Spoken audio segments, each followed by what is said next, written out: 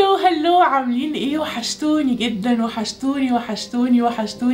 وحشني جدا تصوير اليوتيوب. بقالنا تقريبا 3 أو 4 شهور ما طلعتش على اليوتيوب وما كلمتش معاكم وما صورتش فيديوز، وهتعرفوا السبب ليه.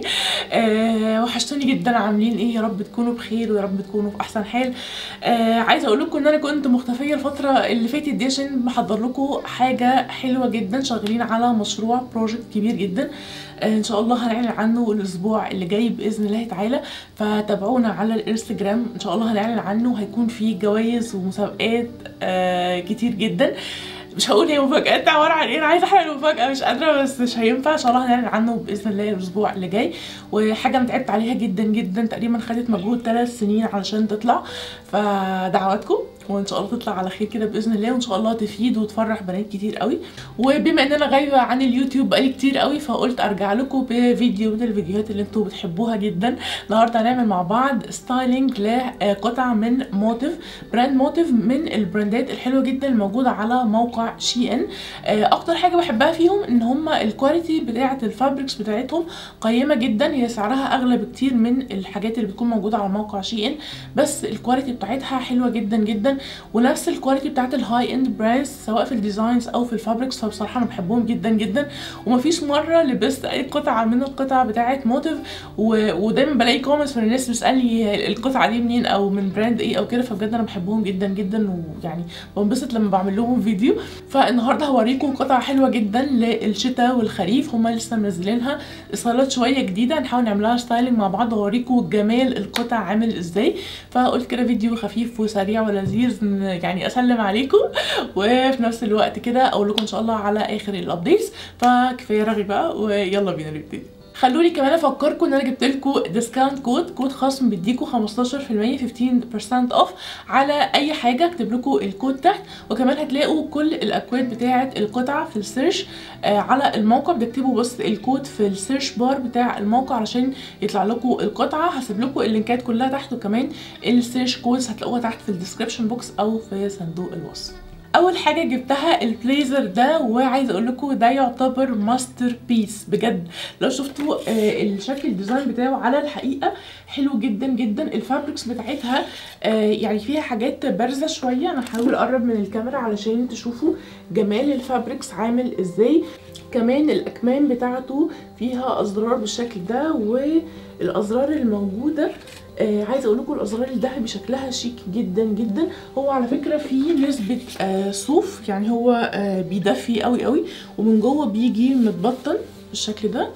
فالفابريكس بتاعته تقيله جدا، وبصراحه حلو قوي قوي. حاساه لو انت عندك ميتنج مهم جدا في الشغل او عندك مناسبه حلوه على وايد ليج بانس وهيلز هيبقى حلو جدا. بس حاسه ان هو يعني عايز حاجه بيزك، مش عايز دوشه كتير، لان هو اصلا ماستر بيس لوحده.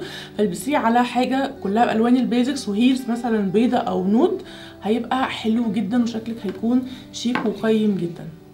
تاني قطعة الكوت الفظيع ده، لونه بيج فاتح، والفابريكس بتاعته فيها شوية زي نقشة كده، فيها زي قلم شايفين جاي بزاوية. فانا بحب قوي بصراحه الحاجات الفابريكس اللي فيها لما تيجوا تقربوا شويه تحس ان الفابريكس فيها نقشه بسيطه. بحس ان ده بيدي قيمه وبيخلي الفابريكس شكلها اغلى واحلى بكتير. عايزه اقول لكم هو ده شتوي مش خريفي خالص. وزن الجاكيت تقيل، يعني وانا رافعه ايدي كده حاسه ان هو تقيل قوي. متبطن من جوه اوكي. واكتر حاجه عجباني فيه ان هو طويل، يعني ينفع البنات الطويله اللي هي بتدور على حاجه تكون طويله شويه مش قصيره. وفي نفس الوقت حلو قوي البنات المحجبه ان هو يكون بيغطي وواسع شويه، وحاساه اوفر سايز شويه. ده مقاسه لارج وحاساه واسع سنه. والازرار بتاعته كمان بتكون لطيفه قوي، وبيجي معاه ازرار زياده لو في اي زرار منهم وقع.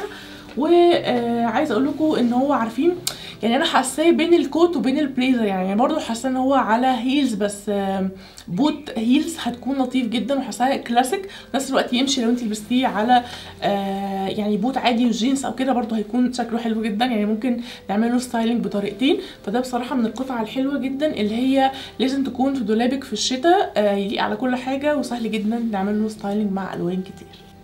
بعد كده نيجي للبلوفرز. جبت كذا بلوفر كده عاجبني قوي. اول واحد اللي هو الاسود بالشكل ده، وعاجبني قوي فيه انه عليه زي تطريز كده، شايفين باللولي على شكل فراشات، حتى كمان موجوده على الاكمام، فشكلها حلو قوي قوي. خلوني اوريكم شكلها من قريب. بصوا الفراشات اللولي شكلها عسول قوي. هو كيوت قوي بس هو مش طويل، يعني هو شايفين طوله، هو طوله عادي، فلو انت محجبه يفضل تلبسيه يا اما على وايد ليج بانس بنطلون واسع، يا اما تلبسيه احسن على سكيرت او جيبه عشان يكون شكله حلو. على بوت برده في الشتاء هيكون شكله لطيف قوي قوي مع الجيبه، فده برده من الحاجات الحلوه جدا وبرده بيدفي قوي. البلوفر اللي بعده باللون الاحمر المنور جدا، عارفين الاحمر اللي هو منور ويوجع العين كده.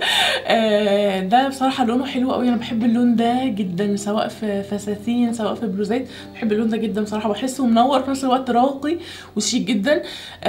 على حاجه بيزك، على بيج، مش عارفه لسه اشوف على ايه. انا كنت بفكر البسه على بانس وايد ليج بانس لونها فوشيا، بس مش عارفه هعمل كده ولا لا. انا بصور الفيديو ده وبعد كده هعمل له ستايلينج، فربنا يستر بقى، مش عارفه ايه اللي هيحصل بعد كده، بس غالبا هلبسه على حاجه بيزك يعني ان شاء الله على حاجه بيزك. بصوا لونه حلو جدا جدا. الفابريكس بتاعته يعني بتحر بطريقه، لان هو معمول هو صوف 100%، فالفابريكس بتاعته بتحر قوي. يعني هو طبقه، لو انت مش بتحبي تلبسي لايرز كتير فهي طبقه واحده بس كفايه، وتحته حاجه مثلا بكم هتحسي ان انت متدفيه جدا جدا، فده برده من الحاجات الحلوه قوي لو انت بتحبي الحاجات الصوف. البلوفر اللي بعده باللون الموف، واكتر حاجه شدتني بيه بصراحه لونه من قريب مش موف بس، يعني داخل فيه لون موف فاتح قوي مع لون موف غامق مع تقريبا سنه بينك فاتح. يعني هي مش عارفه هتبان على الكاميرا ولا لا، بس الفابريكس نفسها من قريب شكلها قيم جدا جدا، وبرده ده صوف 100%، فبرده بيحر جدا جدا زي الفابريكس بتاعت الاحمر، بس الاحمر اتقل شويه، يعني ده حاسه اخف شويه، او يعني المسامات اللي فيه اوسع شويه، مش بيدفي قوي، الاحمر بيدفي اكتر منه. فده حاساه برده حلو قوي، واللون بتاعه كده فيري برايت. اللون بتاعه منور قوي، حاساه هيكون لطيف جدا مع جينز، مع وايد ليج بانس، مع جيبه، هيكون حلو جدا. بس هو برده خلي بالكم هو مش طويل قوي، يعني برده محتاج حاجه واسعه تحته.